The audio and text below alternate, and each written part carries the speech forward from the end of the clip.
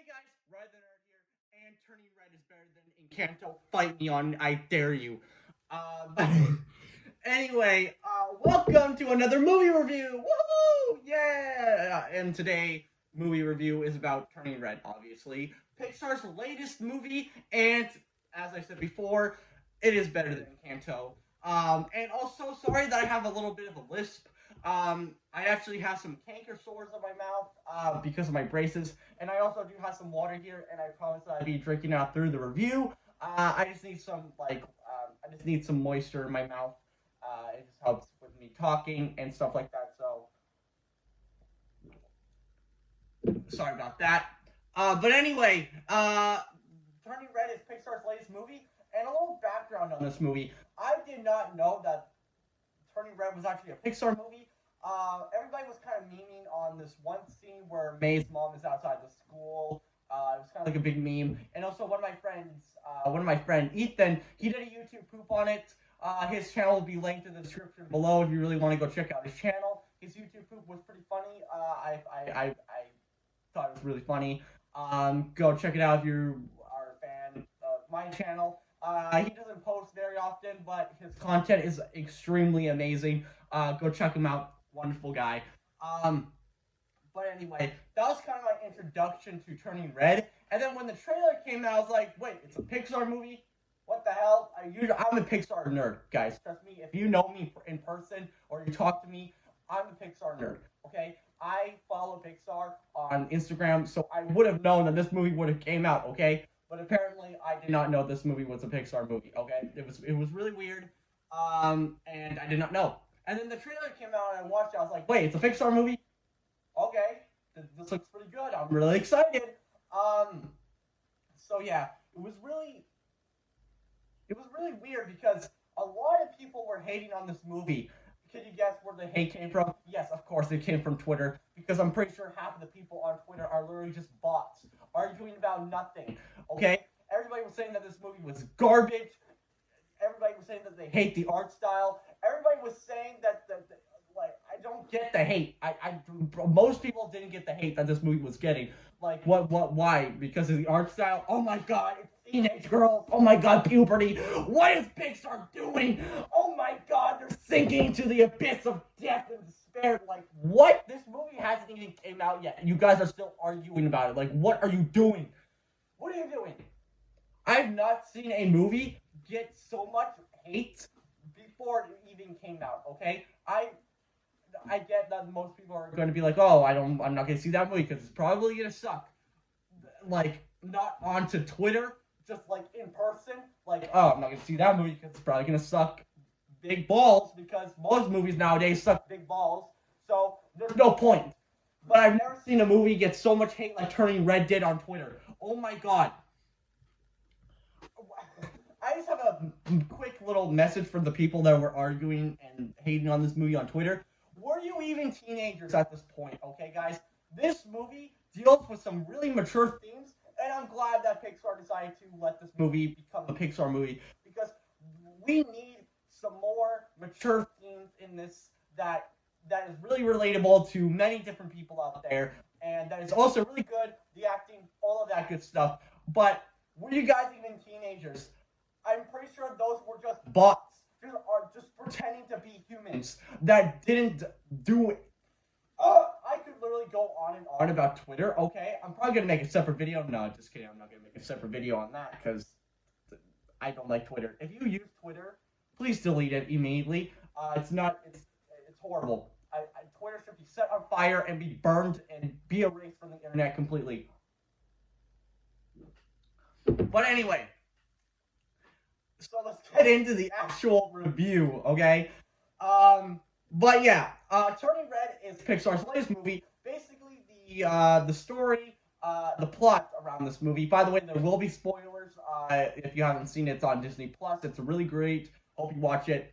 But yeah, spoilers ahead. I guess. The plot is basically about this teenage girl. She's 13. Her name is Mei Ling. And basically, she kind of is going through some changes. Puberty, obviously. We've all gone through that. Most of you are probably going through it right now, and I hope that you guys are doing okay with that. But yeah, I hope that you guys are going through that. But this movie, it's basically about this girl who is going through puberty, and the way that Pixar did this was that they introduced a red panda as a symbol for puberty and stuff like that, which is really good. It's very subtle, not too subtle and not too obvious. It's a little bit in between there. You kind of get the gist of it.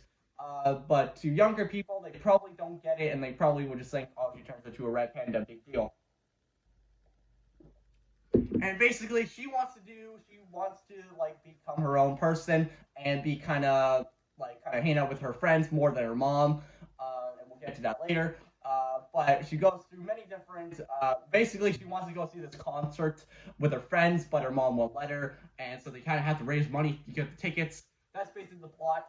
And I'm really glad that we can sit down and take a little break and not be sit down in the movie and get a little simple plot here now. I don't mind simple plots. Simple plots actually kind of work the best. That's why Pixar does great, because they take a simple scenario and just make it awesome. That's what they do. It's pretty self-explanatory. But let's get into what I really like about this movie. This movie deals with mature themes, which is great. Amazing. I'm glad that Pixar decided to do this because it kind of breaks from the norm, which is great.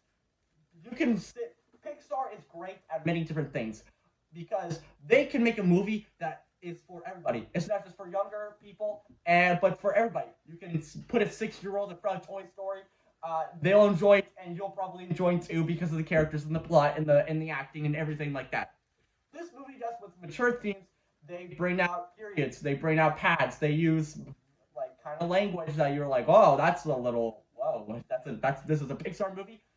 It might be a little bit shocking to some of you or people who just think it's just a stupid anime movie, and then you're like, oh, wow, okay, then Jesus goddamn Christ, what the hell is going on? But I'm glad that they did this because it's kind of just saying it's okay to talk about this stuff because it's normal. It's normal, okay, guys? It's normal to talk about periods and pads and shit, okay? It's normal. Just stop with your little ramblings and stuff. It's perfectly normal. Stop acting like it's a big giant deal, okay? But this movie is so goddamn hilarious. I've watched it so many times after the first viewing. I was like, oh my god, this is amazing. I watched it with my mom and my sister. They both loved it. I kept on watching it. This movie, WALL-E will always have a special place in my heart. WALL-E is one of the first ever, my most favorite Pixar movie they have ever made. It's amazing. I love it. But Turning Red is kind of getting second tier for me. Not gonna lie. I'm not gonna lie, guys. It is almost to WALL-E. They are probably like on even ground right now. Or higher. Like WALL-E's a little bit higher. They're coming up here. But you get the gist. This movie is so funny.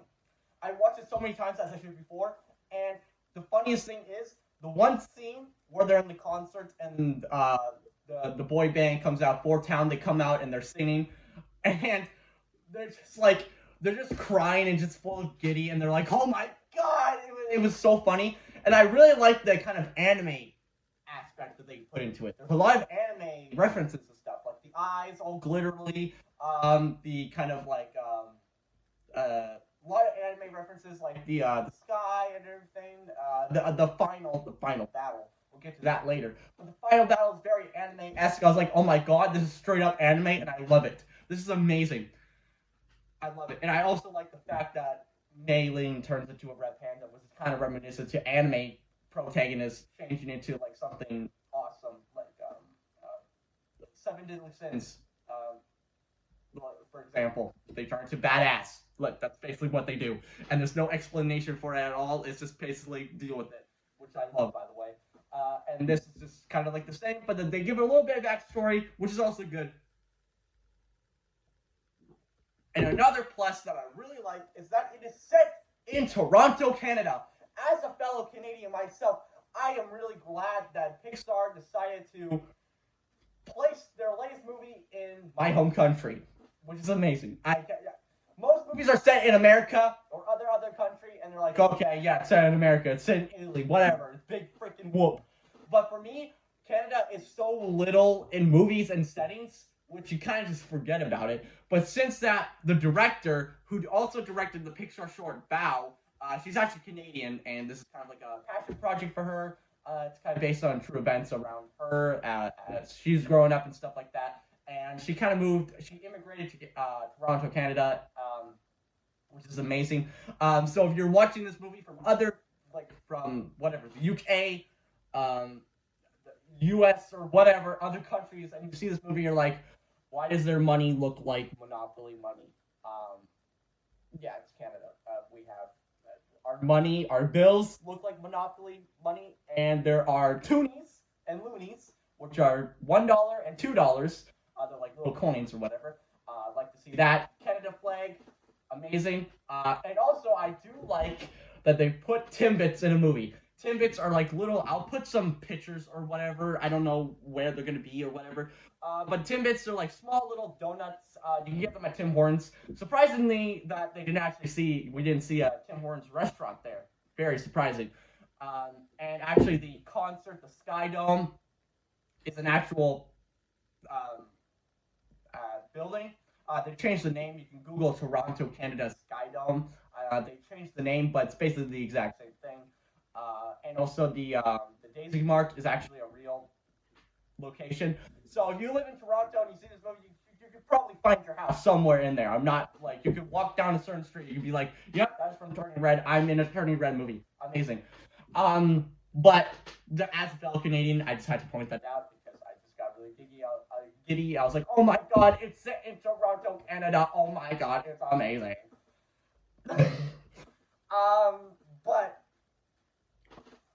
But I also really like the story. It's very simple, as I mentioned before, which is good. The characters are amazing. Mei Ling is like my sister, by the way. I'm not even gonna lie. Her design is very reminiscent to my sister, so that's kind of good as well. Pretty funny. All the characters are amazing. Even the side characters are even funny, and they kind of get like their own screen time. Sometimes side characters don't get much screen time, but they get it. A lot of other people don't like the side characters because they're like too excessive and too annoying. I could probably get that. I didn't find them annoying. I found them pretty awesome and funny and stuff like that. And I also like the kind of, because Mei Ling wants to break free from being with her parents and stuff like that, because her mom is a little bit controlling. But I like, it's not like a kind of it's not kind of very simplified, like, oh my god, my mom is evil, oh my god, she's abusing me, she's locking me in towers and stuff like that. It's not like that at all. They watch TV together, they eat dinner together, they laugh, they love each other very much. But her mom just wants her to be with her all the time and be very controlling. And Mei Ling wants to do her other thing. She wants to go to a concert. She wants to be with her friends more. Very reminiscent. And she wants to keep the red panda inside of her because it is a part of her, and she doesn't want to lock up a part of her, basically, what that is. And I also like how there's no actual villain in this movie, which is actually surprising. You kind of think that Mei Ling's mom's mom, it's very confusing. I forgot the mother's name, goddammit. But she's kind of like this, you think that she's going to be the main villain because of the way she's introduced over the phone call. She's very like mysterious and kind of villain-esque, and she says some things that are kind of villain-like, but they're not completely. They kind of like they're very. How do I put this? They're not like very villain-like. They're just people, which is awesome. Like, they don't fully understand like why Mei Ling wants to keep the panda until the final battle. They're like, all right, you can keep the panda, so be it. Whatever, we'll do us and you do you, which is amazing.